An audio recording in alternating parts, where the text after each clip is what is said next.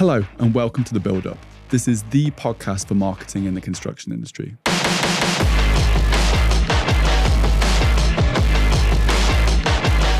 I'm Dan, the creative director at Dissident. We've been working with construction brands for a number of years. It's an exciting and rapidly evolving industry, and that's why we created a podcast dedicated to the weird and wonderful world of construction marketing. I'll be speaking to leading brands, other agencies, creatives, influencers and startups. This is the resource I wish we had when we first started out in the industry. Thank you for being here and welcome to the Buildup.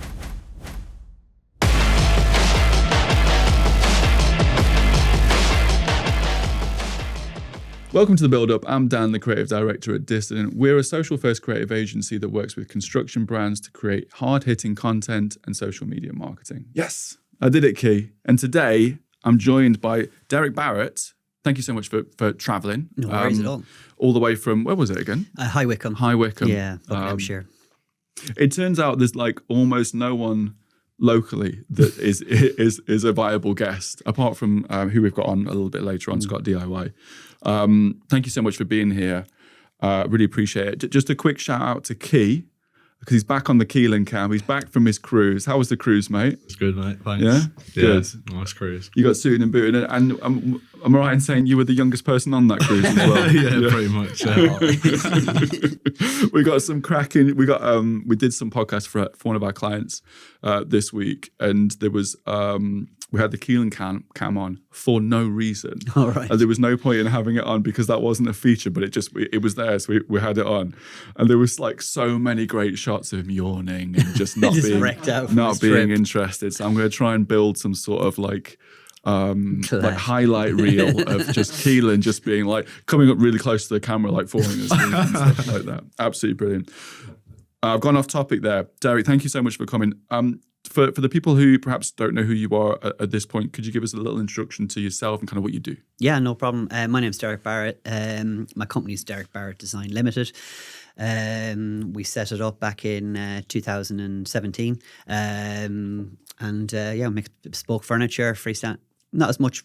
We do freestanding furniture, but anything cabinet related, we'll do it. So a lot of residential, more so than commercial. So home bars, mostly wardrobes, walk-in wardrobes, wow factor, understair storages, things like that. So that's mainly what we kind of work on. How did you get into kind of that area of, would you call that carpentry joinery? No, you see, this is the thing. I don't class them either. Okay. I class myself as a cabinet maker. Okay. So I've come in slightly different to maybe a lot of the people, usually a joiner or chippy, or they worked on a building site and they've been asked to do a wardrobe, and before they knew it, they're like, we like doing this side of the things, it's cleaner and blah, blah, blah. And then they become a furniture maker and they make fitted furniture. So I've come in from a different avenue. So I did a year after. So I'm dyslexic. So in Ireland, we did a year in Galway called a FETAC level course, which was back in, my God, now I'm going back, 2001. And it was just a foundation level course of doing furniture, touching on restoration, hand cut joints and making furniture. And then it was a 1 year course. You could go on to college in Ireland, but there was very few courses in Ireland doing it. So we looked into over in Britain. And there was one in Scotland and one down south in Buckinghamshire. We found out there was a girl that had done our course in Buckinghamshire, so we organised an interview. And before we knew it, we got the interview. I got accepted, but not for 2002, for 2003. So I took a break and went to Canada. Nice. Enjoyed myself. And in Canada for nearly a year, worked in a sports shop and did, and then always said, if it didn't work out, I'm going back to Canada. Yeah. But I did a university degree course. I got a BA honours degree in furniture in Buckinghamshire, doing the furniture, and graduated in 2006, and then went into working for the real world, as they would say. But at that stage, I was probably, 22, 23. Okay. Did that for a little while. At the time, the building boom was in Ireland and all that kind of stuff. So decided to move back to Ireland. Got a job with a furniture maker, which was slightly different. It's not, in Ireland, there is a bespoke, but you'd want to be near the cities, Galway, Right. Dublin, things like that. But I was in the country. I felt I did a big project in Ireland, decided to move back to England in 2010, and then ended up going back into employment and stuff. So I had a company. I set up a company in 2007. And ran it for 3 years and decided to close it and then moved to England. So I think it was the best decision I ever did, because I was too young, I felt, when I set up that company. And what I know now, I hadn't a clue back then. Yeah. And I was running a limited. We were doing a £500,000 project in a hotel, because what was happening in Ireland, they were pumping so much money into tourism rather than the housing estates and stuff, which were popping up left, right and centre. The government were like, if the builder can put in £1 million and build a 4-star hotel, we'll give you £1 million. So all the builders were like, oh, I'm going to build a hotel now. Yeah. And we knew one of the builders, and before we knew it, we were told we were going in to talk about a reception desk, and ended up getting the whole contract. Wow. At 22 years old. And it was, stressful. So that's the way I look at things now. So when I get like a 6-7 bedroom house, I go, well, I've just done 44 bedrooms. Yeah. And This is easy. it's just easy. Like, you're never going to be as stressed as you were then. Yes. So I kept at it, worked my way up in different companies, and then we ended up making the leap after being a workshop manager at a company. I always did stuff on the side, and the customers would always say, "Look, why don't you do this for yourself?" And it was before my second one, my child was on the way, and I was like, if I don't do it now, I'll never do it. I can do what I'm doing now when I'm 50, 55. Great. That's the way I looked at it, and I said, look, give it a couple of years, let's see how it gets on. But I always pride myself in my fitting skills and how fast I fit, and people used to know them. There was a lot of companies out there that would go, how do you do this so quickly and clean and all that? And so I thought maybe my service would be the fitting side of things and that. And I was going to set that up as a fitting option for companies, high-end bespoke companies. You can hire me, I'll come and fit your furniture. And but then it just grew into my own business. Amazing. From there, like, just doing my own stuff and that. So I never really had to go down that avenue, which was great. Do you find that, because you mentioned, I think, did you say you were like a production manager? Workshop manager. Workshop manager, yeah. Do you feel like having that kind of experience is what you need to make a quick go, like a quick success out of a business? And I know that when I was early in my career as a freelancer, well, I worked in a couple of studios before I went to and built my own thing up. I remember kind of coming out of university just being a photographer, which is sort of my background. You know, I wouldn't have ever been able to go into like freelancing and owning my own business from that point.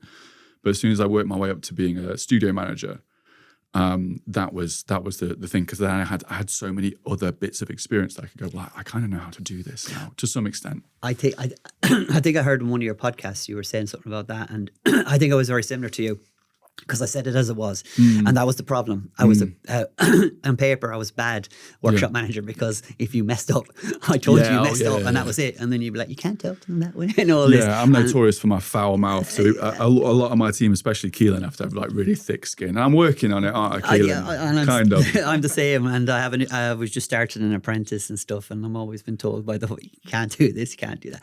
But that's what it was like, and I was never trained in it. I was just I went from a head cabinet maker to now being a workshop manager, and then thrown in the deep end and having to or like now start to worry about the stock is up to date, is everything up to date, and that without any training whatsoever. But what it did do is it gave me some of the principles and the guides to when I set up in 2017, I felt like I knew my plan, how I'm going to get this efficient and the workshop running smoothly, and that's what we've been working at. And through Instagram, it's shown over the years, because a lot of people, I get messages a lot of the time going, you've grown so quickly and fast, and it's just about investing in the right machines at the right times and stuff like that. It's like efficiency, isn't it?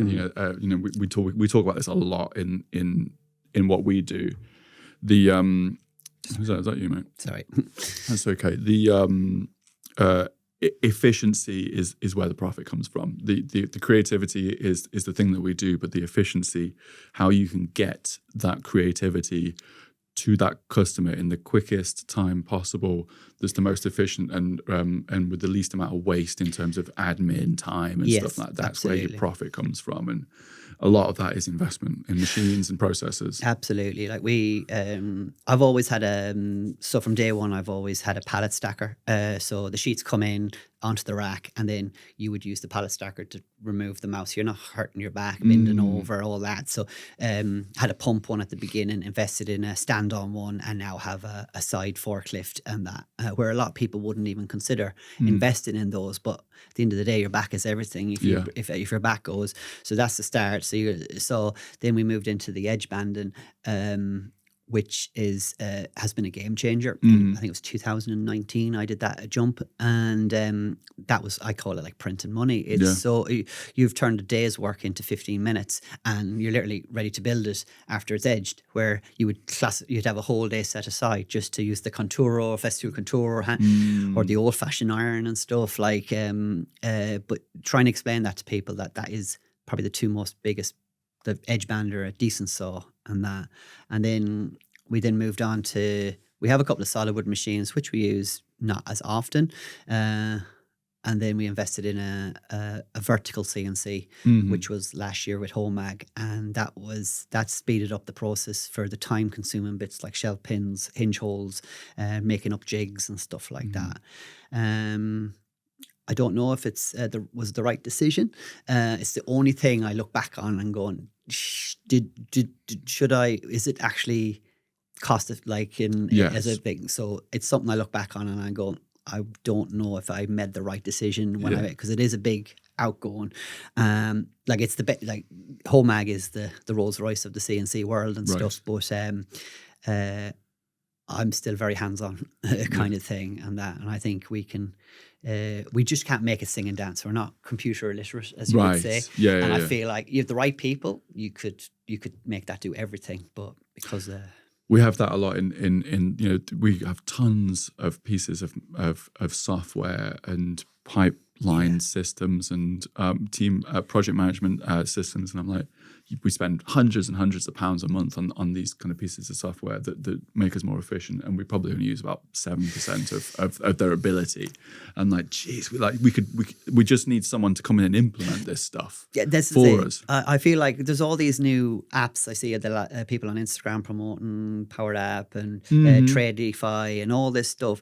But it's like, I know I'll invest in it and then I won't use half it. But like you said, if someone came around, sat you down and literally went through with you, it would make such a big difference to because I do need, and that is something I need to improve on, is the invoicing. We're still very old school. We're still saying PDF on Word and stuff. It's what we know. Like even coming down to SketchUp and stuff where we do our drawings, I can draw very quickly, but I draw in a 2D form and pull to life. So it's always drawn to scale, but I don't group and component and do what other people do. Then that can press send to a cut list optimizer and it automatically does it. Where I find I can do the drawings really quickly, but then I spend my time then doing the cut list myself, which I personally feel you can pick up any errors when you're doing it by yourself, where if you accidentally draw a line the wrong place on SketchUp, doesn't look it, and you've imported it, you've just cut a piece of material, that's the sketch. And the computer's not done anything wrong. It's just that you've clicked to the wrong point, and that. So I think at some point that like a process has got to feel right as well, hasn't it? I think that there are certain elements of a business where you think, yes, I could implement this and it'll be more efficient, but it doesn't feel right. It just this isn't the way I want to do it. I think at some point, eventually, you have to go, well, I'm just going to not do that process anymore. Take on someone that can take that off you. That's it. And I've tried. I'm all for trying things. And a lot of people get stuck in their ways in our industry, and they're like, we just do it this way, and that's the only thing. And I'm never one to say you're doing it the wrong way. If it works kind of thing. So I found that... we've tried. We work with Lamello. We have an ambassadorship with them, and we use a lot of their fixings. But what we found was we went down the route of Lamello in our drawer boxes. We can run them on our CNC, and we thought this will make our training easier for the staffs because you can just put it in, press play, and it comes out their side done.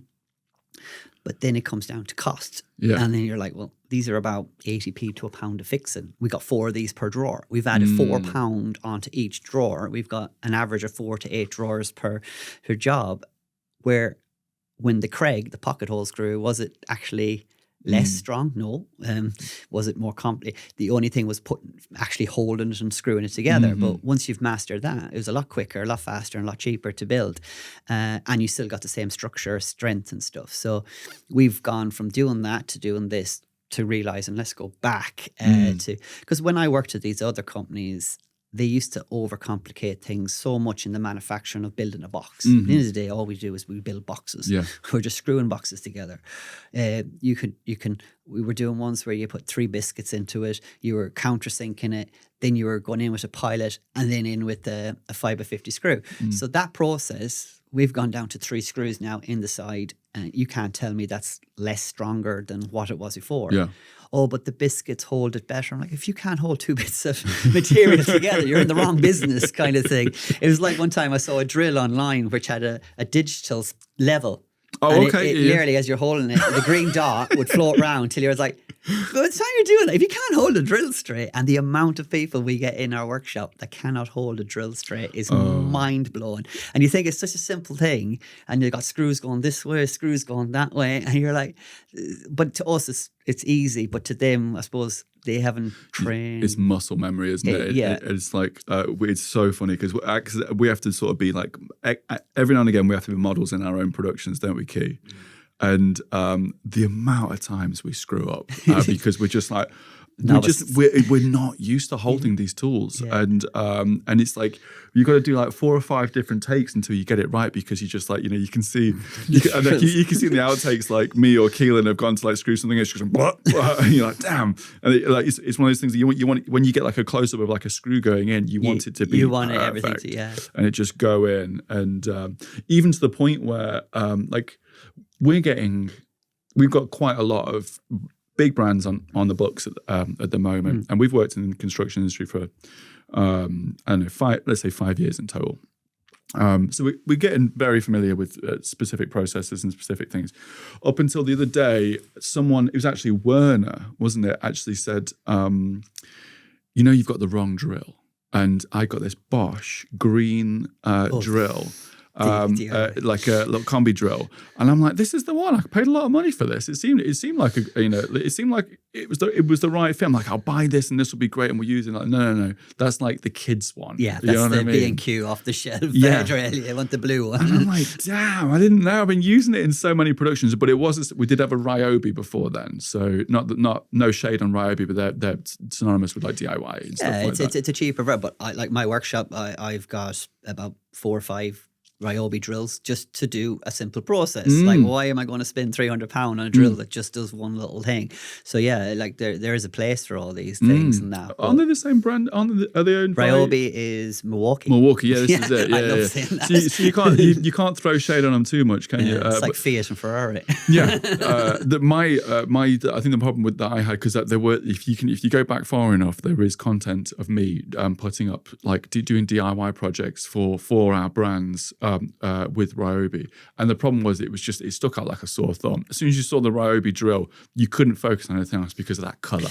I had a picture, I remember years ago, I put up on a story, and I had a marquee put up, and it had my tower stack of Festool, my trolley Festool, my Festool the FT, and then the pin gun Ryobi. Yes. And everyone just talked about that one thing. And I'm like, you realise that like the rest of the stuff you're not even saying, but you're slagging me just because of that. At the end of the day, it did the same job. Yeah. And that's the way I always say about these brands and that. There's reliability and stuff, but at the end of the day, it's not necessarily the tool, it's the blade. Yes. It's like a plunge saw is a plunge saw, but if the blade isn't a good blade, it's a spinning motor at the end of the day. Yes. So there is money to be saved. People starting out don't have to go down the massive, expensive route. But there's the things with the perks with now with Mirka and Festool is they'll do they'll cover your tools if they get stolen. Yes, which amazing. is a massive. There's DeWalt and Makita, and I don't think Milwaukee, as far as I know, are doing anything like that. So if you've got £1,000 chop saw or £1,500 chop saw, that's something like £100, and they'll replace it for you if it gets stolen. And that's with no insurance or nothing. Just register it with them and stuff. And I've just been with Makita or Mirka, and they're doing the same. They said it might sound like we're copying Festool, but I was like, who cares? No. You're still offering it. Like, that would make me now consider buying a Mirka sander. This is the thing. It's like the first person who ever came up with insurance, and then someone else goes, "Well, we're going to do the same thing." It's kind of like it's great, whatever. It's Instagram. Everyone's like, it's not. the Derek Barrett way. As much as just people say, oh, that's a Derek Barrett trolley, a Derek Barrett. I've seen it somewhere. It's not. It's just that I'm maybe the first person that you've seen it use, and people will slag you for that. But everything's evolved. The design has always evolved from something. There's no new ideas, is there? They're just iterations. But I mean, speaking about social media, which is kind of the reason why I brought you on to this, Derek, and I thought it was a really important thing. We've had guests on here from in-house in big brands, other agencies, content creators who you can class to be influencers. And I put a post out on Dissident Socials the other day, and I said, who's doing incredibly well on social media, but not to gain recognition from necessarily their fellow tradespeople and craftsmen, or to get recognition from the brands? Who's doing it to actually to promote the work that they do for their customers? And I had at least a few people mention your name. I was familiar with your work anyway. So now this was the big thing. I'm constantly having communication because I work kind of brand side as a marketer and as a creative with influencers who are looking to do paid promotions with other brands and stuff. Brilliant, love that. So when I look at their social media presence, for the most part, they're not really marketing towards their customers, and quite often they're slacking off their customers, which is hilarious. I have seen that, and I think that's brilliant because that's not what their social media presence is for. But I got the impression your social media presence is primarily to show the work that you do and to get more of that work. Yeah, absolutely. Yeah, because I always found that some of our workshop videos do better than some of the finished pictures and stuff like that, because what customers, they see the whole thing, like they see from either a site visit, and then the customer then can watch your stories and see the furniture being cut, see it going up, see it in its raw form, and then it comes down, gets sanded, gets sprayed. We have got in-house spraying in our workshop, but it's we rent that space out to a sprayer. Okay. So that's why you don't see a huge amount of the spraying happening, because it's not my content. But it's all done in-house. And then they get to see, like I said, we were notorious for getting in and getting out. We're all about get as much of the work done in the workshop as possible, and then get into the customer's house. I don't want to be one of these people that's in a customer's house for a week. I just want to get in one day and get back out. Yeah, we are doing bigger projects now, which have anything between 3 to 6 rooms, which we do have to give a little bit more time. But we did a job not far from here last Christmas. It was a big job. It was 17 projects in one house. Wow. And it was in Utah, and that I loved it. I just built off the energy. Like I was doing stupid o'clock nights and stuff, but we couldn't keep doing that. We couldn't do that continuously. And I know my staff probably wouldn't hang around if we did that, but I thrive off it sometimes. But like I said, this year I feel like I've took a little bit of a backseat, booked more holidays, and had stuff to look forward to. So we were still paying wages and rent, and the electric's gone up now, which is one thing we're looking at. We need to be wary of and stuff like that. But I've still survived the year and still have money in the bank, where I feel like the last year we felt like we had more money, but then we got hit with corporation and it's all that kind of stuff. So I got a big corporation coming up in January. I've just been paid a big quarter, and you just sometimes ask yourself, "What am I? I'm just a glorified tax collector." Yeah. That's it. I think you got to be. To make any real decent money in a clever way, you've got to do some pretty shady tactics a lot of the time, haven't you? And I'm not familiar with those shady tactics. My accountant, I kind of sometimes wish he would say something, but they're so like why are you telling me stuff in April when you could have told me I could have bought something the month before and it would have helped? But just advice. I'm not saying shady, but like if you're going to buy a van, buy it in this time of the year and stuff, and plan. Tell their clients now to be planning the next 3 months, so rather than say it a month in advance. Because I remember the first time getting hit with the core. Because what happened was I spoke to a builder when I set up the company, and I said to him, "Look, I'm going out on my own. What should I do? Should I go as a sole trader or a limited company?" And he said, "Look, the bracket for limited was like, or not limited, VAT registered was what, 80,000, I don't know, something like that. And he said, like, a kitchen, a good size wardrobe, like it's only 3 or 4 of them before you know it, you're already at that. So I said, right, I'm just going to go limited from day one. And that's the best thing I think I could have done, because I got used to being limited and the VAT and everything. And all my customers got used to that from day one, where I find a lot of people go sole trader and then they have to go limited and then into or VAT registered and then limited, and their customers are used to the prices, and then you're going back to them, and then it ends up going cash talking and stuff. And I to be honest, I have to say, in the 7 years, I had thought I was going to get a load of those cash, because that's a bit like that in Ireland. A lot of like, oh, can you do for cash? Where this country, they just respect it. We got to pay our tax, we got to pay our VAT, kind of thing. Yeah. And I could say only probably one hand, there was probably a conversation never had. But one thing, you can't get rid of it. You can't use it. You can't use it.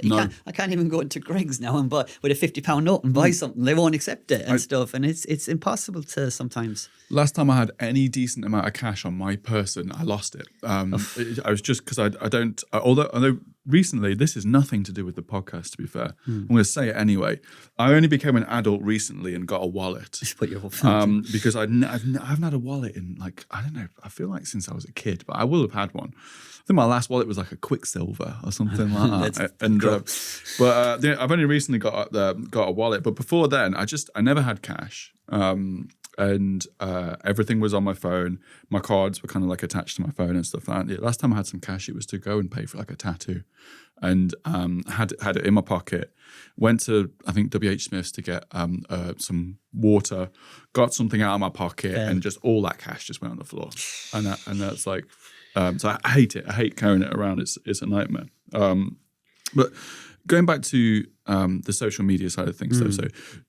Loads of experience, set up on your own, doing great.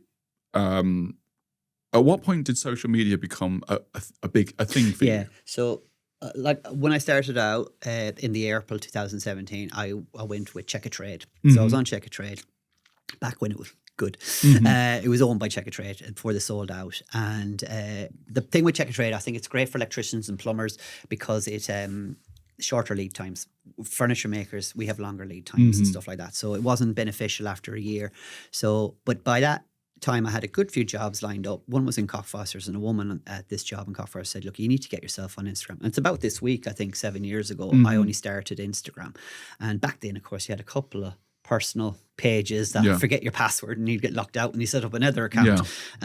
So I said, right, I'm going to set it up. And I just kept plugging at it and posting.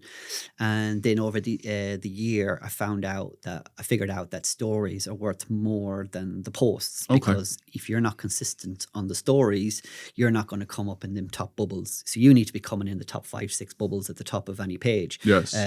Because no one's going to go 10 bubbles down. They're just going to go on their Instagram, click on the first few, watch a few stories, and that's it. So if you're consistent, you'll always be coming up if they're regularly watching. So my views can vary quite a lot daily. And even when I'm on holidays, I'll always, if there's only one, I'll repost something in the stories just to keep that current. So stories was a big thing. I remember hitting 1,500, I don't know, was it over a year? And then I remember doing a giveaway at 5,000. But it took me 3 years to get to 10,000. Yes. So people think it happened overnight. And then I kept at it, and it gradually kept building up to about 50,000 it was.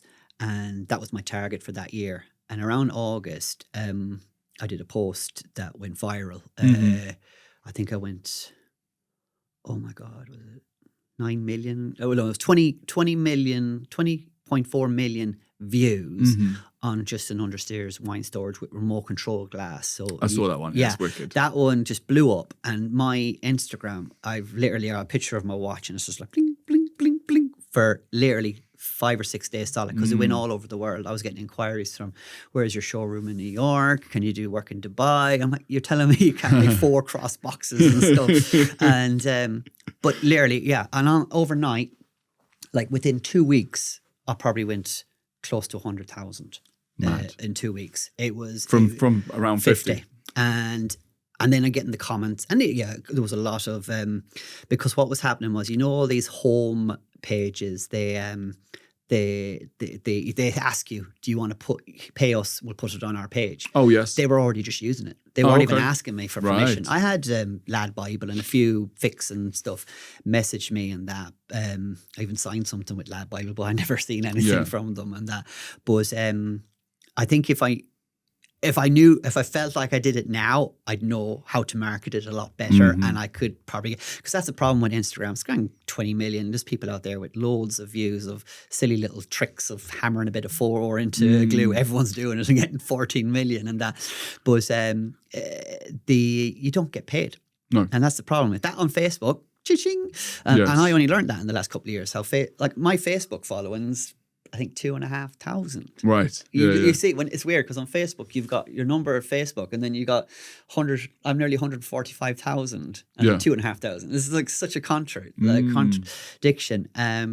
But you do get paid for paid ads and stuff through Facebook, which I've talked to like James the Stone Dresser and a few people on that. And it's meant to be the one, isn't it? It's the one that none of us want to be on, but actually it's the one that it and does some people generate get money. loads of work from Facebook, but I've never ended up generating it or that. And then next year, I was just talking there. I'm hoping to do a little bit more. We've took on the whole building now, so we've got like a room like this. We got a room that we do hand finish and Rubio and that, but it's a dry, dust free room. Yes, and I'm trying to do it. Make it look kind of nice, and then maybe do it as a backdrop for some YouTube videos and stuff, and explaining, because I've just signed up. I'm working with a light company now, and that's going to be exciting. And we've coming up with a good contract for that, and I want to start doing tutorials and teaching people how to do LEDs and where they can buy it and how I would do it and stuff. So specifically aimed at trades, or for that'd be more DIY. DIY public. Yeah, they've always been like a kitchen, but they want to get more into the furniture industry for buying it. But going back, like I said, it took me 3 years to get to 10,000. Then I did that in 2022. It jumped up. And then the comments were like, oh yeah, watch this, it's going to drop down now, you're going to lose about 20. And that was my goal, was to never let it drop. Okay. And I used that as my momentum, and now I got up to 110, got up to 120, 130, and then I got to my goal of this year was to get to 145, and my God, it's been hard work. Yeah. Like I've been stuck at that 144, and I've been up within 100 of it, and then I've nearly lost about 900, and I've gone back up to 700. Yes. And it's just the line. I was talking to Scott DIY about this today, and the algorithms, everything's changed. What was working so many years ago isn't working now. I don't know if it's blanket bans or you're using, definitely down to the music can be a massive thing. Because I've just done a really nice walk-in wardrobe, and I think I may have used a song that was kind of like subtle, kind of nice, whatever, but it's one that was probably done a year ago or something. And it's literally done 2,000. Like I class anything under 10,000 as bad. Yes. And views. Yes. And this is like stuck around 2.8. Or my last post of just about a momentum, like a motivational one, is like 30,000 and stuff.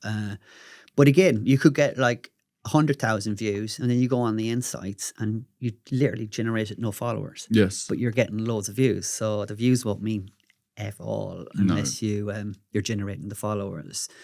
But for me, I would say 3/4 of my following are trades. Okay. So I do share a lot of tips, a lot of tricks and stuff.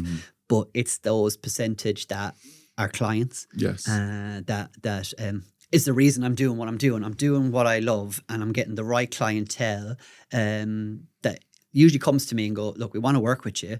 It's just if your timings are going to work for our build or whatever. Yes. And what I find is the more you put out there, like I think one of the best things you could do is a Q&A, because number one questions you get in a Q&A is like, oh, what's your lead time at the moment? And then before you know it, you say like 5-6 months, you see your phone light up because they're like, oh, I had already made up our mind, we were working with you, but we haven't actually reached out to you. Yes. And our build is finishing in March. So we need to be letting you know now. And it gives them that kick to give you that call.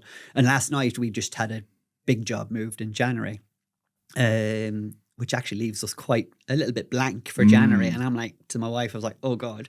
So I just put up a post going, we've just had a slot come up in January, and I've had 6 calls already today. Amazing. But that's the power. You got people that are watching you that want to use you, but it's sometimes they just need that little push. That's really exciting. It's great that you've got the massive lead times, and it's amazing that that you can keep this kind of momentum going on and it's in terms of the viral post that which I've seen. It is really incredible. I think it's pinned at the top of your Instagram, isn't it? So it's really cool. Go and check that out if you haven't seen it before.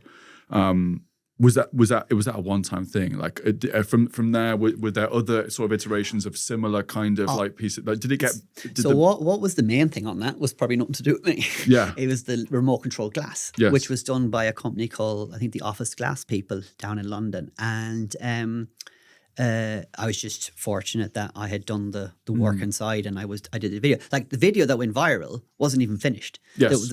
There's a gap above the door, but that's what happened. It went viral because people had like, oh, he has 2 remote controls in his hand, and the spindles on the stairs are not great, and I'm like, that's nothing to do with what I've done. But they caused controversy, and that's what like TikTok and things do. But then I went and posted a video of it all finished and it probably got 60,000, 70,000. Like it was one of those things. The music was right at the right time. I hadn't planned it. It was just a quick video, and it's just one of the things. Sometimes overthinking something is pointless. Just do it. And that's what I always say. It'll either work or it won't work. So spelling mistake, you say something slightly wrong, don't re-record it. Just post it out there. It shows you're normal. It shows is what it is like. Well, we were talking off air about the fact that we'd had a conversation on about the fact that I was trying to get verified. I was trying to get dissident verified, and I did it kind of in the wrong way, where I sort of verified it as an individual rather than a business. So it ended up changing to Daniel Moore and having my face on it, which I didn't want, even though I've kind of become the face of dissident, which I didn't intend to be. So we were trying to figure out kind of like sort of doing that kind of thing. Why have I got into this topic? What were we talking about just then, Derek? You'd mentioned the video. You didn't. Sorry. The spelling mistake thing. Yeah. So I when I came out of that, I was like, I managed to get unverified, so I can change it back to dissident and take my face off the bloody profile. So I had to change the name back to dissident. I spelled it wrong. And then I was like, and Aisha, our marketing manager, said you spelled dissident wrong. You need to change it. So I tried to change it, and it's like, you can't change it in the next 2 weeks. I'm like, bloody hell! I can't do anything right with this profile. So I just had to take the name off. It was like you've got 2 options. You can either leave it, or you could just have no name on Instagram. So we've got no name for 2 weeks. Okay. So were there certain things that you've learned through that post, which sounds like it was like a one-off fluke? Everything was kind of right. There was all the right elements are there, but I imagine there wasn't an intention to be like, I'm going to make a viral post. No, absolutely not. In your sort of experience since then, before then and after, are there certain things that you're trying to replicate that work better than others? Yeah, so there's you definitely see looking through my page, you'll see the ones that hit like close to 1 million or are always like secret doors, hidden doors, smart things like pull out things that you wouldn't expect to pull out from certain places, and that's why customers sometimes come to me and stuff. Is like we had one where we did a job in Harrogate, and they had an understairs, and they had a dead space that would happen under the stairs because we had drawers coming out underneath the angle. And then I was like, well, let's do a pull out rather than put a wire basket in. So that was kind of the theory, like you could put like a kitchen pull out thing. I was like, why don't I make it? So just put ball bearings, have that drawer came out, went over, and these came over. Then you had 2 drawers come out, and that did really well. And then we do a lot where the back of alcove units, not alcove, loft wardrobes, where the ceiling goes down quite a bit. There's no point going in too far with the wardrobe because you'd have no height. So you bring the wardrobe forward, but then the back of the wardrobe just slides. And a simple little thing like a sliding wardrobe runner, that's all it is. But it sits flat against. So one, security. And then you get the negative post going, oh, you have to take all the clothes out to get it. I'm like, yeah, but how often do you take your Christmas decorations down? Or Yes. how often do you go on holidays? Fair dues to you if you go every week. But Yeah. the suitcases you're not using, put them in there. And then you just know it's a matter of take a few clothes out, get your puff out. And it's a bit easier than going into the loft. Because a lot of houses nowadays, you are noticing they're getting less and less loft space because they're going into the roof with the plastering and all that. So they're actually losing a lot of storage. So I enjoy stuff like that. I enjoy challenging and coming up with ideas of especially like space saving. Like we did a really cool one with a bed that turned completely round. That was a shelving unit on the other side. Amazing. And that did really well as well. But yeah, things that are like house secret storages and stuff like that, they always do well. A shaker wardrobe's a shaker. That's why I always say to people, a shaker wardrobe's a shaker wardrobe. It doesn't matter if it's a 5-piece door, if it's plant on, if it's foil wrapped. It's going to look the same in a photograph. Yes. But when we got married, I said to my wife, I said, look, why are we buying loads of real flowers for them to die? And I was like, why don't you just go and buy a load of silk flowers, have them on the thing, and we can sell them. Yes. And you don't smell a flower in a photograph, like flowers and stuff. So it's just like, if it looks the part, it does the part, and it's not going to fall apart kind of thing, why not try it? But the what you're sort of saying here is the viral nature of the stuff that you've done that's been really successful. It isn't about a particular technique in terms of how you've created the post and or a trend. It's very much the innovation that you're showing. Yeah. You're showing, like, at the end of the day, you're showing other people to mirror the same thing. Like, but if you're, the way I look at it, going, if you're one of the first, or there's nothing. I worked in a company. There was a trolley at this company, and we ended up making. I had a template of it, and I carried it on, and I made 12 of them in my workshop, and they went literally everywhere. Like, I guarantee you go to any furniture workshop, I can pretty much 80% guarantee they'll have that design, that trolley. But it's become known as the Derek Barrett trolley. It's not my design, No, but it's where they're seeing it. But just people making it and then going, inspired by Derek Barrett, or we've got a Derek Barrett trolley. Then I say, that's the one thing I say to a lot of people is tag and tag everything, at everything, and tag everything in every post. You can pull them tags off. If you don't want to fill it up with tags, you can slide them off and they still stay on it. So if you got DeWalt to Makita, tag DeWalt, tag Makita, whatever, slide it off if you want. Then if Makita go and repost it, they've got you've got 500 followers, they've got 30,000 followers. Yes. There's 30,000 people that may see your workshop and go, that's an actually nice workshop, I'm going to follow him. Yes. And before you know it, where I see all these posts and there's no tags on them, and I just think it's a waste. But going back to and then one other point I wanted to make was, people say I don't have time to do stories and taking pictures and stories. But what I always say is take pictures through the day, but you don't need to be this person that's posting at 10 o'clock, posting at 12 o'clock. Also, it's better if you're on a site and you turn up and you're there at 8 o'clock, you take a picture at 8 o'clock in the room, and then you take a picture of it being built, take a picture of you putting some LEDs in, take a picture of the end, and then do a reel. But post all those pictures at 6, 7 o'clock, 8 o'clock in the evening, and put the time. You can click the time. It'll always remember the time it was taken, so you're not lying. Yes. So you're showing that we did do this in the day, but then that'll run from 7 o'clock till 7 o'clock the next day. Yeah. So you pretty much get 2 days of views, where if someone posted staggered pictures through the day, by 1 o'clock the next day, 2 pictures are gone and nothing makes sense. And no one's going to follow a story. So they want to see, oh, that's how it turned out. Really nice. Genius. Yeah, just So simple. you create almost like your own body of work within a certain time frame. Yeah, post everything at one 5-minute slot or whatever. And then there's loads of little skip. But it's just, and that doesn't take 15 minutes. I say, like, I go home, I park outside the house and I'll do 20 minutes in the van before I go up to the house, the kids and stuff. Or before I leave the workshop, I'll just sit there and I'll do all my posts, and then it's done for the day. But try not to let one lapse and then have nothing there. Yeah. That's the key thing. Trying to keep on top of that. That's really cool. It's interesting. It's very similar to how there'll be certain times where we want to post something on the fly because we've got the time, but a lot of the time, especially if we're on like a skeleton crew on a particular production, and a lot of the time we're shooting our behind the scenes content on our cameras, like on our pro gear. So we're not kind of like pulling that off the camera to go to a phone to post like the same day. It's gonna happen at some stage over the next month, but that's not a big deal. But the stories, it's very much like if we're on a production that's on location. If it's for instance, if it's me and Molly on this particular production, I'm just like WhatsApped all of the stuff that I've shot. She's got all the stuff that she shot. I WhatsApped it to her. She's going to edit them and put them on the stories on the drive home. We're not doing it during the production. But that's the thing. Like, so if you posted, you're driving to Redden with Molly to do a video at 7 in the morning, and then you post another one at 11.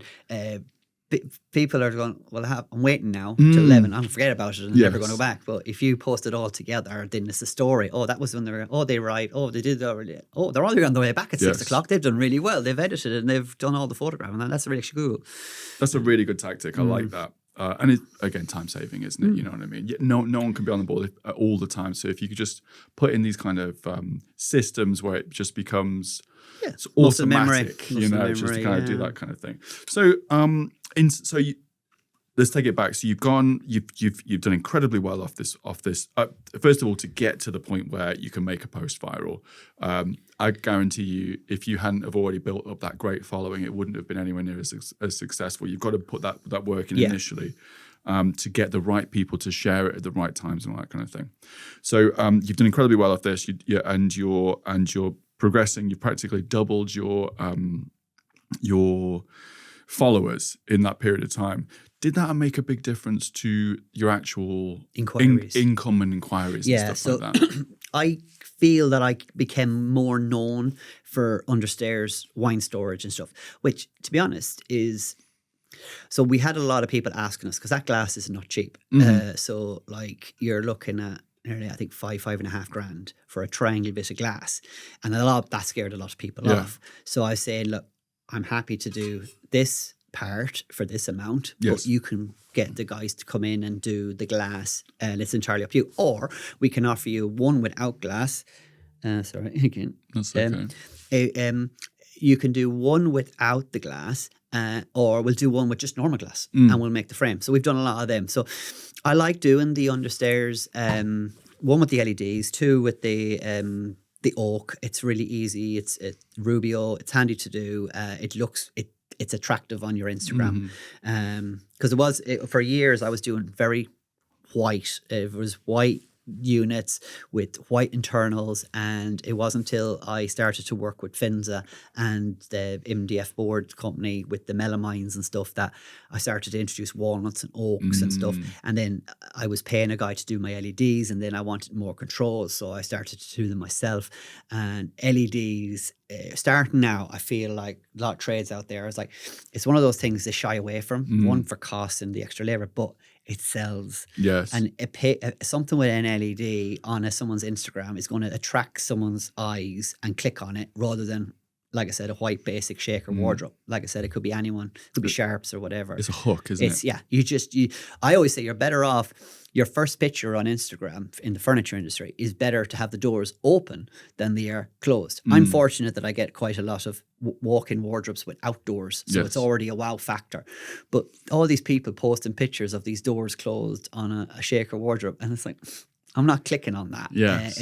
Where if the doors are open and the customer sees where they've done the shelves, or they've done the hanging for long hanging smaller, and it's not just a double hanging rail, it's actually, they put a divider in. They thought about how many long clothes they have. They got a place for the ironing board. They've done awesome shoe drawers, and this guy's thought about this. It's not just a rep coming around going, this is what you can have, only this, only this, only this. We are bespoke. The reason people come to us is we're not IKEA and things like that. We come up, it's our ideas. And that was the big thing in 2020 with COVID. I just think back the first 3 years, how many times I was going around to houses, quoting jobs and stuff, wasting time and doing drawings, and then never hearing again from that customer and stuff. So my youngest, that was born the year I started in September, she had a heart condition. So I was like, I'm not chancing it. I'm not going out to these houses, catching COVID, and then finding out that the job's never gone through. My little one's got sick or whatever. So I just started saying, because a lot of the time it's in our own heads. We were like, email over what you're looking for. I'll do a quote. if you're happy, it's 10%. So I do a 10% quote. Until that money hits my bank account, we're not ever going to meet, or I'm not coming out to you to discuss, because my ideas are worth, like, that's why people come to me. Or I say, look, if it's a big job, 100 grand, 150 grand, I say, look, come to the workshop, meet me in person. I'm happy to show you around, show you what we're, and I'll sacrifice my time for that. But at least I know they're willing to sacrifice their time. And it's never, one time I think someone said, I'm not coming out, I expect you to come around for free kind of attitude. But a lot of the time everyone's like, yeah, that's fine. That makes sense. £1,000, 10 grand job, £1,000. And that's one thing I would say to a lot of makers out there is 10% is a good round number for a deposit. These people that have £250, £350 fixed rate prices, it doesn't work on a 20 grand job. Like, that's fine on a 3 grand job, but there's a lot more work in a 20 grand job than there is in a 3 grand job. Absolutely. So 10% is reasonable for the client and you to go, that's enough money in that if it doesn't go ahead to cover my drawings and my time. And that was the biggest learning curve of 2020 for me, and I've never looked back. And now we get so many deposits ahead with 10% deposits, and then we get the 50 and the usual, depending on the size of the job. It's interesting. We do the 50% model, but the not necessarily at the quoting stage. So we're typically figuring out a solution, but we always ask for money first in terms of, like, what's your budget? Like, I think that's a crucial part of the kind of things that we do, because people are like, our clients, not our clients, but some potential clients are a little bit scared to say what their budget is. A lot of the time they don't know, so they've not given it enough thought. That means they're not that serious. They're coming out for ideas and suggestions, and they're not doing anything wrong. But I'm like, I can't think. On a particular project, I can't start working stuff out until you tell me how much resource I can put into it. Because a lot of clients, wasting your time. Well, because I can make a film for £2,000, maybe not £2,000. That's probably, I could do for the right client. I could make a film for £2,000. It wouldn't be very extensive. I could make a film for 20 grand, and I can make a film for 200 grand. They'll all kind of do the same thing, but just at very different levels. But our kind of, like, rates to some extent are fixed. Like, we work everything out off a standard rate of production time, resource, editing time, pre-production planning. All that stuff's kind of, like, worked out with a standard rate. So I think a lot of people are kind of concerned that if I could have done a film at 20 grand, and then they say, well, we've got a 200 grand budget. I go, yeah, it's 200 grand. But I'm doing the same amount of work. That's not the case. No, but you don't want to be quoting 200 grand and finding that you're putting all the numbers down, working it all out, and then find that you just wasted all that time when they had a 2 grand budget in their head. Exactly, which happens all the time. The worst thing I've had, and every now and again I fall for it, because I think, oh, it's probably worth it. They're pretty cool. They say we haven't got an idea of budget, but we're looking for this. I'm like, cool. Here's some, and I won't put a lot of effort into. But, like, this is kind of roughly what I'm thinking. I'm not going to do anything. I'm not going to do any planning for you. I'm not going to do any creativity. But this is kind of what we've done similar to this before. And it's probably around this. It's probably going to be about 40 grand for this. What you need. They go, oh, that's out of budget. I'm like, you told me you didn't have a budget. Like, you can't just go, like, tell me your budget. I say, what's your budget then? Like 20 grand? I'm like, tell me that in the start, and then we'll be able to, I can make something for you. We have about 5, but we could stretch to 10 if it's for the right job. Then you know exactly what you're It's so frustrating, because we're never going to stitch anybody up on price, because it's not in our nature. We don't do stuff like that. But it just means that if you need a film that's, let's say it promotes a particular product, well, I can do some really cool stuff in the studio and get out on location and do some influencer marketing if you've got the right budget. But if you've only got this budget, we're going to have to prioritize one of those 3. Yeah. And it's going to have to be on a skeleton crew as opposed to a crew with a full lighting package, makeup, all that kind of thing. We never use makeup. I don't know why I said that. I'd like to. It'd be cool. No, we have Molly gets a powder out every now and again if you're looking a bit shiny. It's an interesting thing, the budget thing. Did we answer that question? Did it make a difference to you? I think So like I said, I got a lot more inquiries for understairs storage and stuff. It like you said, people didn't have that budget. They just saw it and wanted it, but then they realized what the kind of cost would be. But I know if I want more walk-in wardrobes or understairs, which are my 2 favorite things I do. Yes.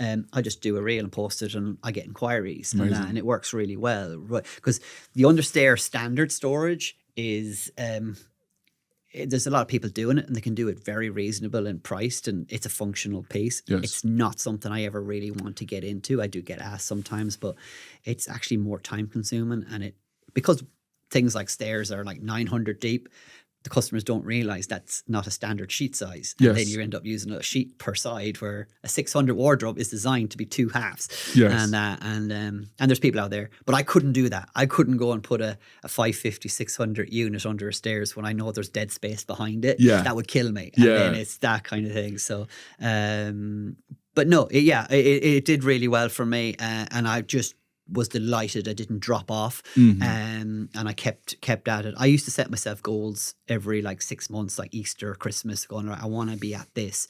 And then what I find is if you set yourself a goal, you be looking at the algorithm, not the algorithm, but the gate to see what was working, what wasn't working, and pushing it a bit more. But like I said, this year I've taken a little bit off the accelerator and concentrated more on just getting the workshop. We've grown in size, not people, but in the unit. Yes. So we've got a better flow. We've got space. We've got everything. We've got storeroom now. We've got good like stock. Everything's like managed really well. So if we did want to take on more staff for that, we've got a good flow, and it's easier to train people and stuff. Got to put that infrastructure in ahead of time before you grow. Yes, even further.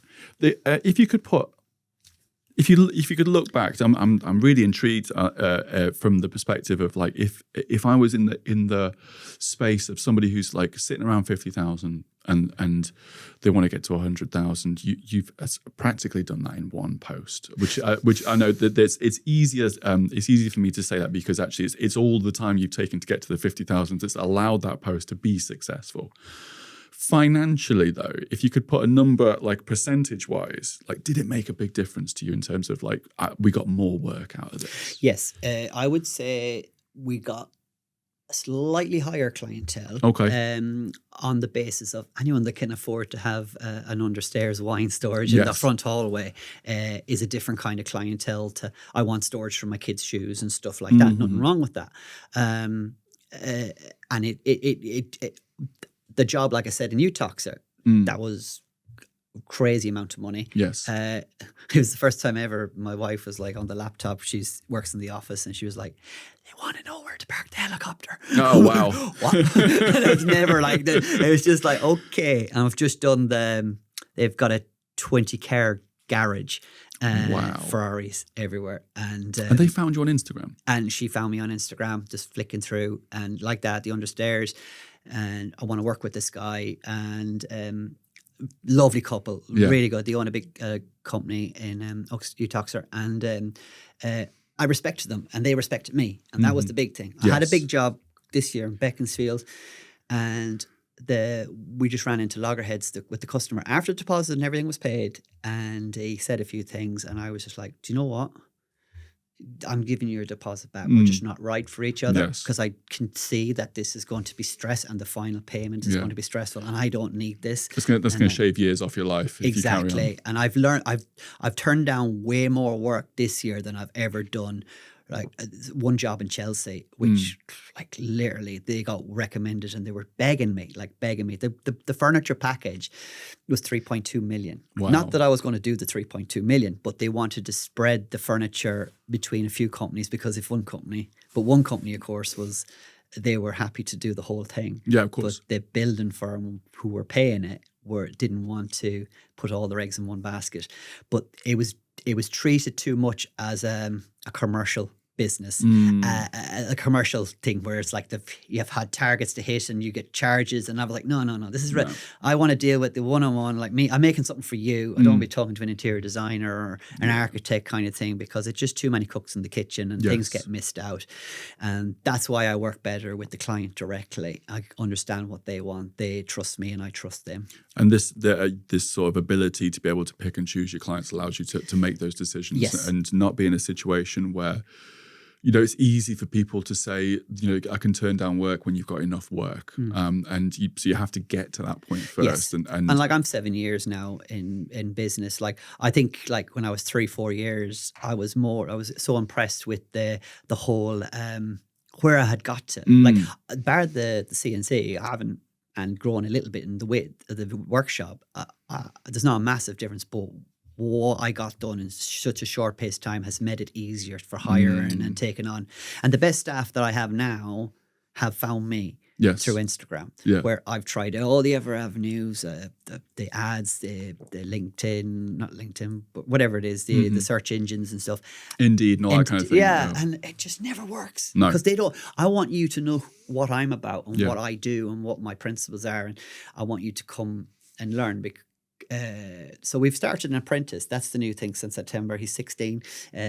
He's from Rycott Wood, the college in Oxford. And he's... so he's just trying to get used to that side of things. So we had to up our scale with the usual, like the fire extinguishers, first aids, signing books and stuff, little red tape, but to within reason that it still doesn't feel too red taped, because they can put people off taking on apprentices. Yeah, we don't even like doing work experience anymore, do we, Key? Because they're just a nightmare. There'll be work experience with adults, no problem at all. Like if they want to come and do a little bits and bobs, but from schools and colleges and stuff, I'm like, nah, thanks. Like it's just not worth the hassle. It costs us money. It's crazy. Like because he's blocked, so he's 1 week in.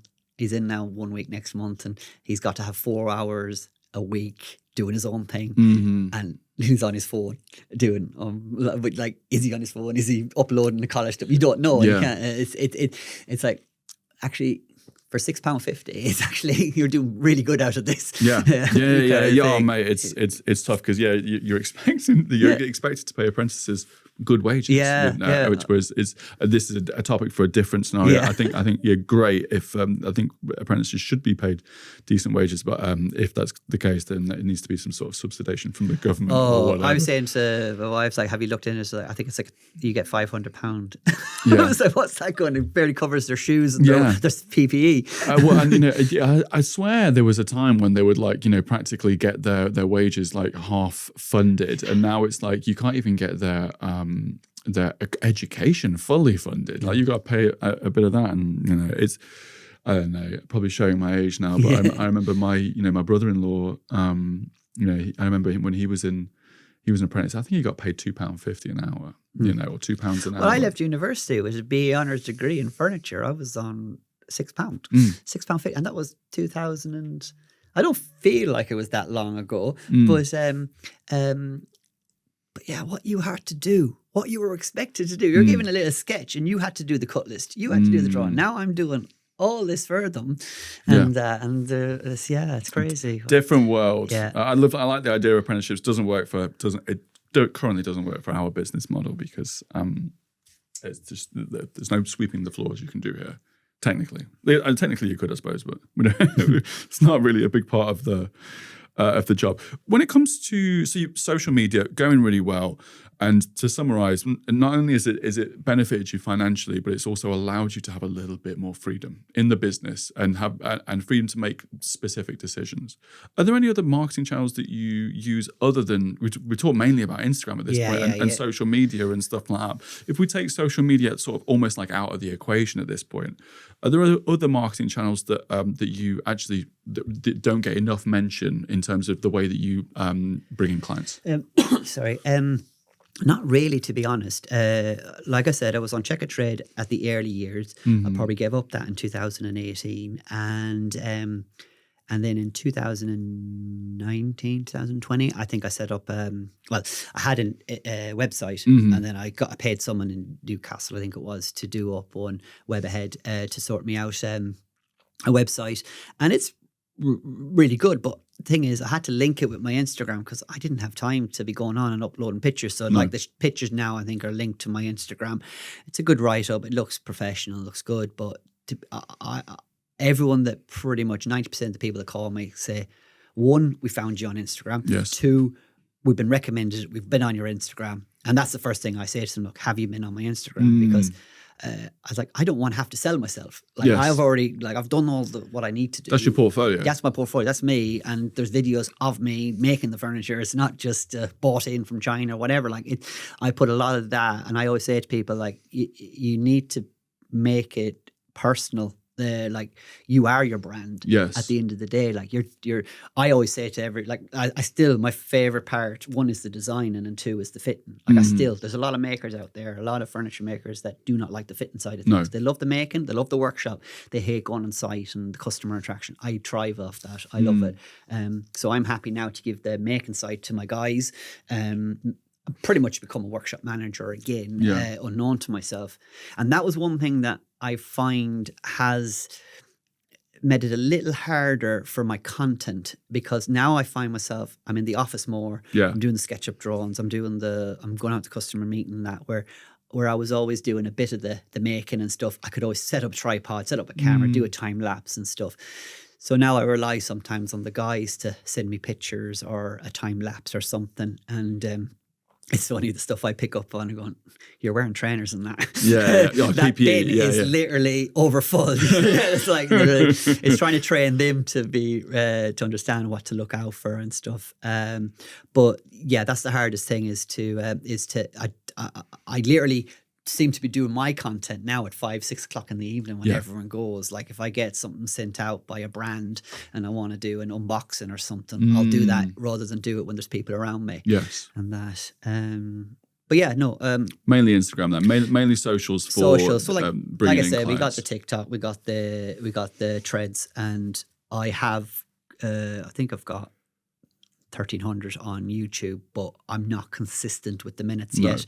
So the workshop video seems to have done really well. And if I could probably do another one of them at Christmas and then try and make it once every week, if not every 2 weeks or something. But YouTube's its own beast, isn't it? I don't know how Mark does it with 2 days a week, like Wednesday. And I heard him when he said it on the podcast. I was like, once a week is tough going, but twice a week is literally. And he keeps up with his other social profiles. And he's literally on the tools. It's not like he's just relying on brands. No, he's a jobbing plumber. Yeah, his videos are as doing well it. as all the other networking stuff that he does. Like it's not like he's like, it's mad. He comes and does stuff like this middle of the day. It goes and I was delighted when he was one of the interviewers when I did the Trade Legends thing. Yes. And it was just made us so much more at ease and stuff. And he's a great interviewer, because he was the captain. Was the captain for the tool theft thing we did in London, and then I think you had Screed Pappy. Oh, Screed Pappy, he was here yesterday. Yeah, that's where I first met him. He was at that. He was on our side, and then I met him at the Band of Builders again. He's a good guy. Really good guy. Yeah, we speak relatively often. Who knew? Who knew that I would be the guy that's speaking to all these, like part. I'm like a fraud because I'm not the least practical man ever in my life. I'm such a fancy creative, but I speak to all these guys all the time. But it's a bit like James the stone dresser. Like I'm watching a guy chip on stones or like electricians and stuff, and they're like, it's amazing what you find, you're watching and you find interesting in that. Where it's lovely to hear customers and other tradespeople saying, we always check in to see what you did that day or see how it turned out. Like it's like a TV. Like the best one is when the wives are actually following me. Yes. And they turn around and they go, oh, have you seen this? I'm like, that's Derek Barrett. I know him. Kind of thing. I get that comment a few times. I can't remember. There was it's amazing. It is a community, isn't it? This kind of like trade social media, and you get. We get people sending us accounts all the time, not just in the particular community, but people outside. Like my wife's cousin's fella, basically my mate. Like he'll send me that people that he's like, this looks like a really cool guy for the podcast. I'm like, he's already in. He's already coming in, or we work with him with one of our brands or something. People outside of the sphere find them. I remember when I think someone sent me he was like, I think it was the same guy who's like, I watch the Ball Builders content all the time. And I'm like, why? You've got nothing, your work isn't even close to being a trade. It's like, they're just funny and entertaining. And it is absolutely mad. Is there anything that you've done that's completely flopped? Like, I'm trying to think of like, because we're getting to this picture now where it's like, okay, you can build your following. We've started to build up some tactics. We've actually talked about some of the stuff that you do that's actually been really successful for you. What I'd like to know is learn from some of your mistakes if you've made any that are just like, you know what, this doesn't work for me. Well, bar like site mistakes where you've completely messed up the measurement or something like that. I think one of the worst ones was during COVID. There was a lot of scenarios that came into it, but I went off learning curve, went off a customer's size. And when I went round to measure the room when it was fully built, because it was COVID and it was hard to get up. She was pregnant. We had to climb up a ladder outside in the rain during March, into March, or whatever, to go up and measure the room. And I noticed the angle was completely wrong. And I concentrated all my time on the angle, that I never took a basic measurement of the height. Oh, okay. And they had told me that it was 2.3 and it was actually 2030. So when I went to install, I went to lift up the unit, but it ended up being... I was like, right, something's not, I need to reset here, looked at my drawing, how can I get around this? Problem solving, as you would call it. And I managed to still turn around in the 2 days and do all the alterations on site. Amazing. And then it was one of those things where it was the biggest F up, but still was able to fix it. But going back to other things, bar investments and stuff. What about specifically about marketing? Like if you could, because we talked about perhaps the posts that do incredibly well for you and what's working for you on social media. Are there particular tactics on social media that you've sort of given a go, or you sort of think, I'm going to try this, and it just doesn't work at all? I have tried like the jokey ones and stuff sometimes, and they have done within reason, like still good numbers and stuff, but it's kind of like sometimes you look back and cringe and you go, well, why did I do that kind of thing, or jumped on the bandwagon kind of thing. I like to now, I've kind of got into a rhythm if I can, on a Sunday, is to do like, if you can get a good like motivational kind of thing. And then all I do is just do a dump of workshop videos, and people seem to find those quite interesting. And one just went out Sunday and that's done really well. But yeah, it's not that anything's flopped. I'm all for like, just do it, just try it, just have a go. Like you'll always get a certain amount of views, but it's if you start overthinking it and think, oh, shouldn't I do it? Just do it, kind of thing. I do find when I go on holidays and I do like I'll put up a couple of pictures of my wife and kids and stuff. You do feel it drops because but it may drop because of the people that are not interested in that. But at the end of the day, there's never a client out there that's never going to like seeing that you have a personal life and that. So don't take that too much to heart. It's because that could be like tradies going, I just want to see the furniture, I just want to see the tools and stuff. I don't want to see. So at the end of the day, it's about the right clientele. You can pay sometimes too much attention to the numbers, can't you? And especially from a marketing perspective. So influencers, let's call them. You're kind of like one of those weird. I class myself more of a creator, like sharing my. But I kind of get the thing that your content isn't necessarily to get the attention of brands necessarily. It just happens to have accidentally done that. Yeah, really, your focus was on getting clients. Yeah, which makes you not necessarily an influencer, just a really good marketer. I would say, if you've got a marketing agency or a marketer that's looking to do a lot of work and happens to go viral on social media doing that work, I would just say they're a good marketer. They're not necessarily. But it's a bit like I would like. I'm known on Instagram for usually when I go for fits. I try just do it when I go for fits. It's like go for a Greg's. Yes, he's gone for Greg's. He's sponsored by Greg's. Yeah. I'm trying. That'd be great. But what you don't realize is then come Christmas or a customer, they'll give you like a 20 quid Greg's voucher. Amazing. But it's because it's embedded in their head that Derek Barrett likes Greg's. And I saw Danny Madden doing it where he was rating his customers for tea and biscuits. Okay, yeah. And it was, you shouldn't be doing that. But they all stepped up their game. Yeah. They're coming in with Victoria sponges and stuff, and he's like, well, why not? It's a bit of fun, Because we do say it quite a bit when we're on Cycon. I go home and I go, that house is worth 3 million. And we were there 3 days and they didn't offer us one cup of tea. Yeah. And it's amazing how the little thing like that can have such an impact of like, you're just the worker kind of thing. Or you can't use the toilet. That's the worst one. Go to a customer's house and they won't let you use the toilet. And it's like, I had one time where I went over to Cambridge and I was like, why didn't you tell us this prior to getting here? Yeah. And I said, no, sorry, the toilet is our attraction for trades. Right. It's like, you don't want to be finding that out. But there was one thing on it wasn't a personal thing. It was just to trades in general. There was other stuff going on at the house. No, it was just you guys. Just us coming in, and we're all very clean, dusty boys down, the usual. Like we're really like we pride ourselves on all that. And but yeah, she must have had bad experience. Yeah. But there was one thing I heard on Fix one time, and it's something I had to I just put in my terms and conditions. You know, when the energy peaked up and it was the energy crisis and stuff like that. There was customers now charging, like saying to tradespeople to take off whatever their smart meter was reading because they had used so much of the electric in the day. And there's stuff that you don't even think about to put in your terms and conditions that I even now that we will be using your electricity when we're on site to charge our batteries and that. Because they were arguing going, charge your batteries in your own workshop kind of thing. Yeah. And if you're there for 2 days and they're used to spending 10, 20 pound and then it's gone up to 50, they were like, well, you owe us 40 pounds, so can you take that off the bill for our electric? And it's amazing. You don't even think of these things. That is insane. So it's just other things to think about. That's so petty.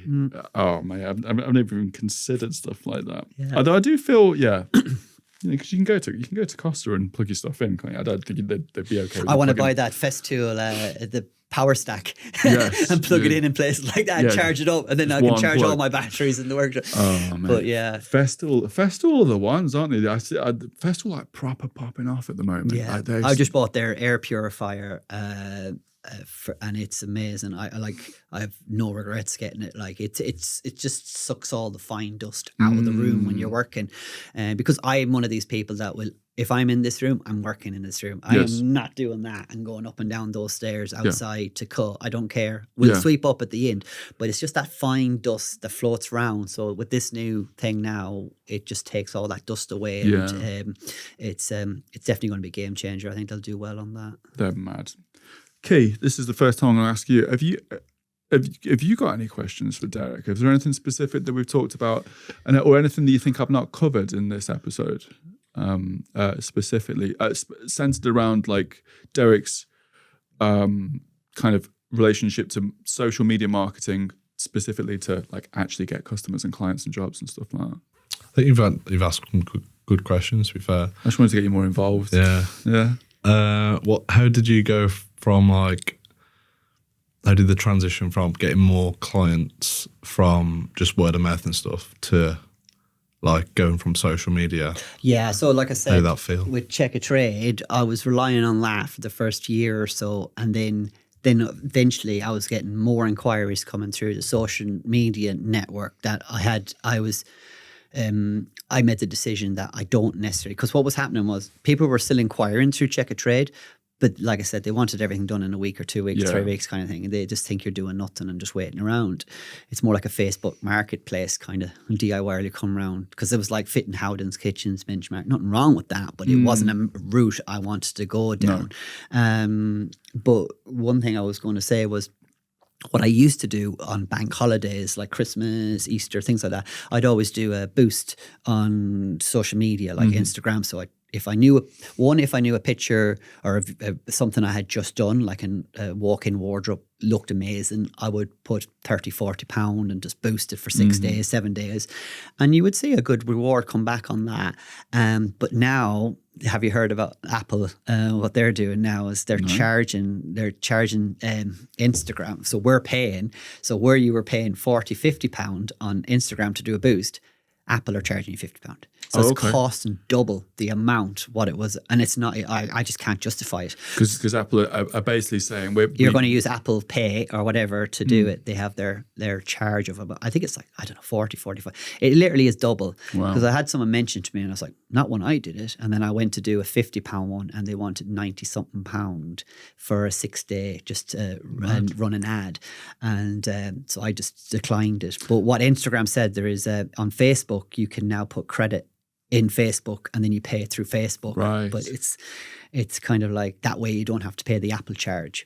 Oh, so I see. Because I'm like, we run ads all the time. I've never heard of this kind of like doubling up. But what you mean is if you're on your phone trying to boost a post on your Apple phone. On your Apple phone. You're going to have to charge. If you had an Android, it'd be... I don't know.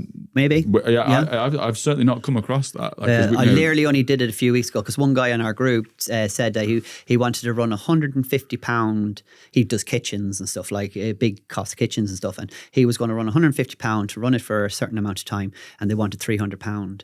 in charge of like the £300 altogether for the £150 where it was always like 30. If I want to put £30 down, I'll put £30 down. But now it's getting to where it's the taxes are too high. That's weird. They've even come across that. Yeah, but something to keep an eye on. Yeah.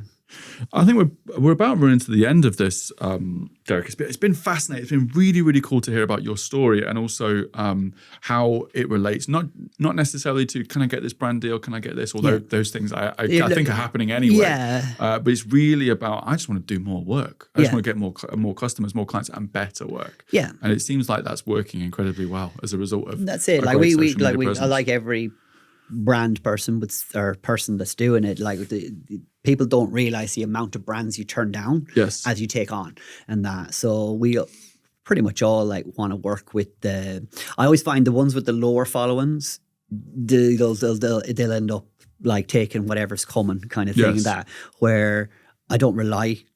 Sometimes like I'm getting stuff and I'm like just sitting there and it's like what will I do with that? I'm just end up giving it to the guys sometimes and that. But if it's something we can use, we're now working with some other brands and stuff. So no, it's good. It's good. And that's why Emma, I started speaking to Emma from Limitless. Oh yeah. This year or beginning of this year and stuff. But after the installer show and hopefully we can continue on and stuff. But it's just that like her whole thing about let the creators do what they do and then I'll deal with, because we've done stuff with HIPAA and Troy and things, and it's the amount of emails back and forth, and it's just like, I don't know what they want. You tell me what they want and I'll do it, and then I'll know. And then, translate all of this information. Exactly. No, she's doing a great job. Last thing you guys need is more admin. Yeah, that's exactly it. And that's where she comes in. It's great. What's next for you then, Derek? What's like next couple of years? Like, have you got any like plans? Like we mentioned a little bit about YouTube and stuff like that. Well, I said it this year, but again, I'm saying it for next year kind of thing. But I'm all or nothing. If I don't feel like I can put it in, like if I've just joined a PT in a gym. I've been like 10 years where I haven't gone back to the gym because I knew I just couldn't give it. So this year I've gone back and I've been religiously doing it and stuff. So I just I need to know that I will give it 100% and then I'll go for it. But carrying on doing what I'm doing, I'm a big fan of like trying to own what I have and not have like massive finances and stuff. I'd love to know, like, if I had to close up tomorrow, I don't owe loads of people and stuff like that. But I don't know, maybe 5 years I might be back in Ireland. I don't know. It depends. The kids are always like wanting to go back, even though they're born here. Yeah. But you fancy Canada then? I'd love it. But yeah, it's hard to know. We've fixed the mortgage for a good few years now, thank God, and we'll let that. And then the whole mag, like I said, is 4 years left on that. Yeah, and then we'll make decisions. But it was never. I've never done this business to be something I could sell, or I'm not an entrepreneur kind of thing. I just want to. As long as I can have a holiday and I can pay people's wages. And you love what you do. And I love what you do kind of thing. Like I said, I always said when I'm in my 50s, I can always go back to it. Yeah. I know I can go to a job tomorrow if I had to kind of thing. So it's not a long-term goal necessarily, but as long as I can do it and I'm able to keep paying the bills. Never say never, but I couldn't even fathom selling Dissident. First of all, I don't know if anyone would want this ragtag group of miscreants. But I just think, what would I do? You know what I mean? I get stressed going on holiday because I just want to speak to my team. And see what's going on and stuff. So I don't know what I would do. I'd have to consult or something like that. Is there anything that I've missed, Eric? Anything that you feel like I should have asked you that I haven't, that you think, I've got this little nugget in here that I was hoping you'd ask me about? No, not necessarily. No, all good. Just I'm like at the moment, like if you interviewed me a year or 2 years ago, I would have been like, oh yeah, it's flying it. I'm getting it. But at the moment, like anyone, I'm still trying to figure out what Instagram wants, what the algorithms are. It's all changed. It has dramatically changed. Like I said, I've been up and down a good few hundred, and it's different for me because I was so used to always being on the plus side and stuff. So there's no right or wrong answer. But does it stress you out when it's not going well? Does it bother you? bothers me within reason a little Yeah. bit when usually you know why, or that didn't do well Yes. or something like that. But then you hear things about shadow banning and stuff like that, or you've used a song maybe I have noticed that I use CapCut quite a lot, and I think CapCut has a lot to do with TikTok.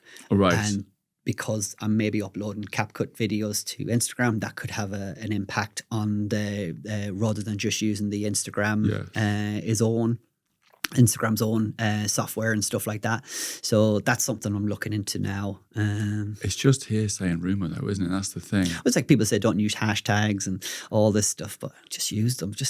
They're there. Just use them. Yeah, don't get mad. One guy told me, I saw at the materials and finishing show, I was on a Q&A about social media, and one of the tips that everyone took away from was one old guy said to me in Beaconsfield, he said, look, when you build a shelving unit, he goes #shelfie. And I was like, what? And I couldn't believe it. It's like back when he told me about it, it was 2.5 million hashtags. Now it's 3.5 million. What? But if you do #fitted furniture or #cabinet maker, it's not even close. No. And but you don't even think. So if there's shelves there, and you just #shelfie. And it's massive. And it's just things that you don't. And sometimes the wrong spelling in a hashtag can actually do you better. Yeah. Because you pop up in places that someone's done the exact same thing. I misspell, as we know, I misspelled Your our own own company. business name. And I still, to this day, I don't know what our URL is on the website. distantagency.com, isn't it? Is that right? Yeah. I was on a podcast and they were like, where can we find you? I was like, I don't know. I honestly don't know. Just type it, just Google Dissident, because I couldn't remember. Because mine's sometimes D Barrett design and it's Derek Barrett design, so it's sometimes you don't know which one to say. It turns out what I've done is I've bought all of the possible dissident URLs now, and just they all point towards us. Derek, thank you so much for coming. It's been an absolute pleasure. Really, really insightful conversation about social media and using it to get clients as opposed to brand deals, and I love it. Thank you so much. No worries at all. Thank you very much.